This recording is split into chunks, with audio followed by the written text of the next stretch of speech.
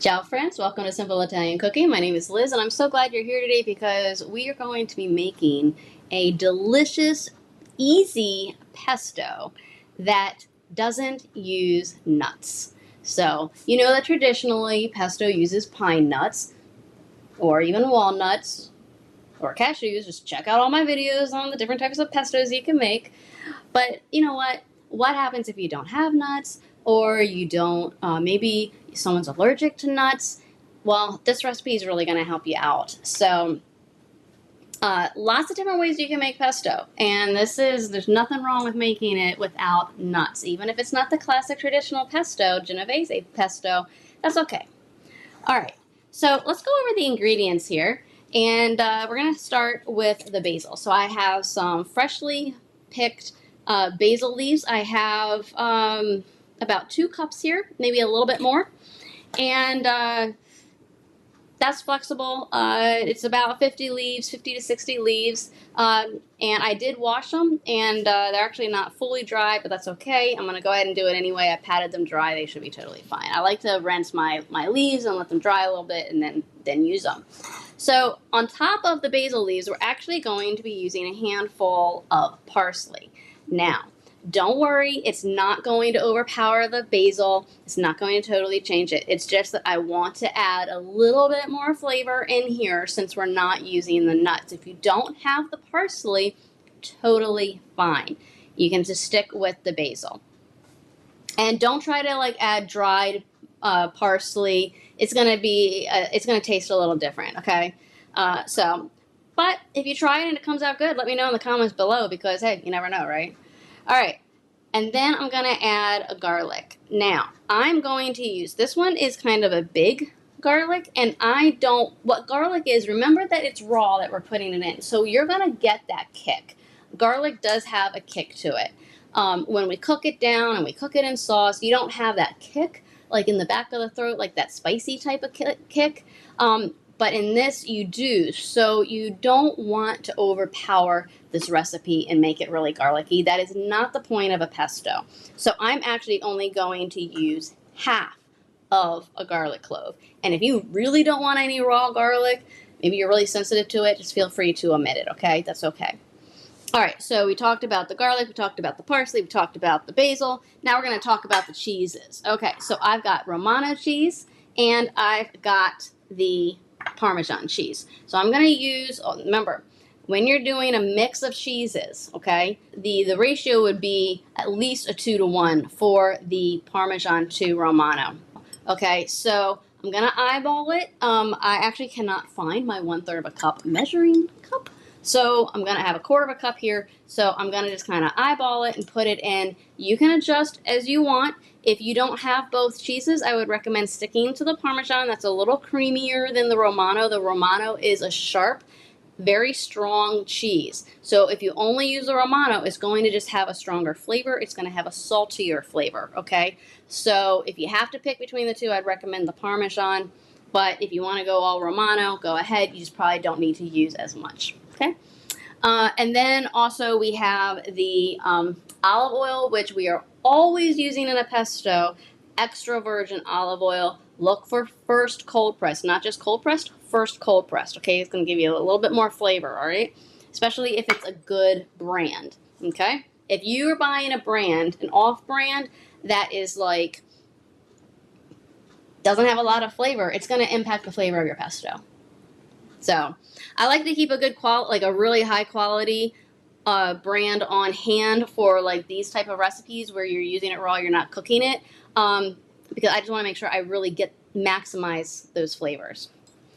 All right, so let's go ahead, and the first thing we're going to do is we're just going to put our basil. Actually, we're just going to put everything into here. So let's go ahead and do that.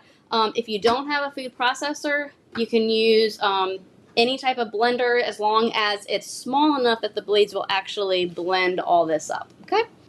By the way, if you enjoy Italian recipes and simple Italian recipes that you can make right at home and like taste better than eating out, then make sure to like this video and subscribe to the channel and hit that notification button so you get notified when we get new recipes out for you. And if you just really like it and you want to keep keep it rolling, then make sure to sign up for our newsletter because we send out recipes throughout the week and like other tips too that are really, really helpful. All right, so let's go ahead and get started.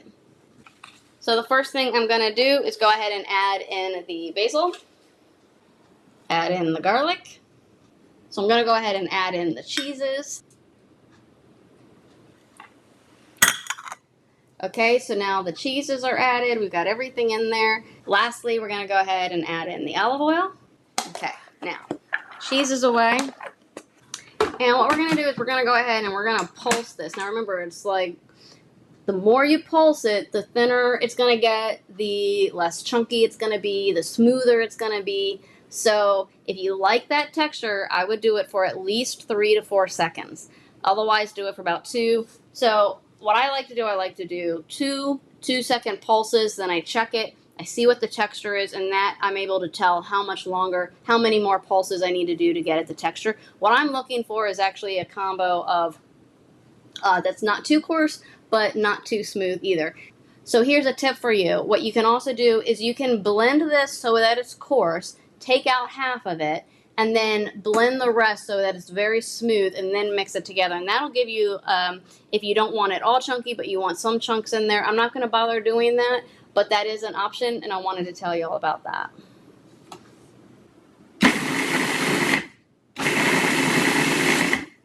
Okay, so I just did that for 2, and that looks pretty good.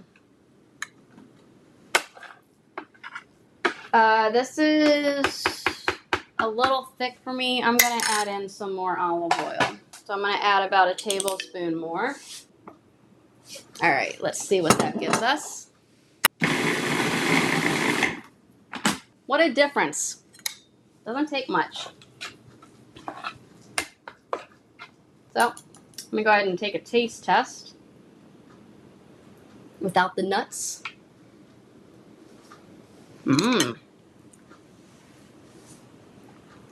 That's really good. That is really good. This will be really good with pasta because you got that cheese in there.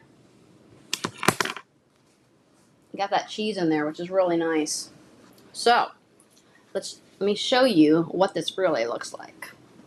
And one thing to remember is that pesto goes a long way.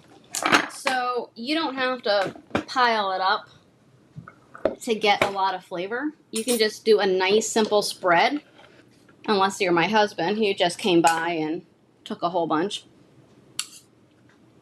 which is totally fine because that's a compliment to me. Boy, this looks good. And you can see, I mean, that was 2 cups of basil, and you can see how much this produces. So you really want to make sure you get as much out. So you can use, one of my favorite ways to use pesto is with zoodles, with zucchini noodles. You just get a spiralizer and then just add it. So one thing that's nice too is you cannot take out, but you can always add in. So even when you're using this, so let's just say that I said, oh, I want even more olive oil, right? So that's fine because when I cook it and use it, I can just add olive oil at that point. You're really not going to need to add any more cheese. There's enough in here. It's got a strong cheese flavor. So, but this is really, really, really good. And I'm going to really enjoy using this in a multiple variety of ways. So here you go. Here is the pesto without any nuts. Absolutely delicious. Your friends, well, and your family members, they'll be able to enjoy it. And so I hope you really like this recipe. And if you found this video interesting, please give a thumbs up. Really, really appreciate that. And again, I'd love you to join our newsletter because I love sharing these type of recipes with you. So again, link below. Well, thank you so much for watching. Grazie e ciao.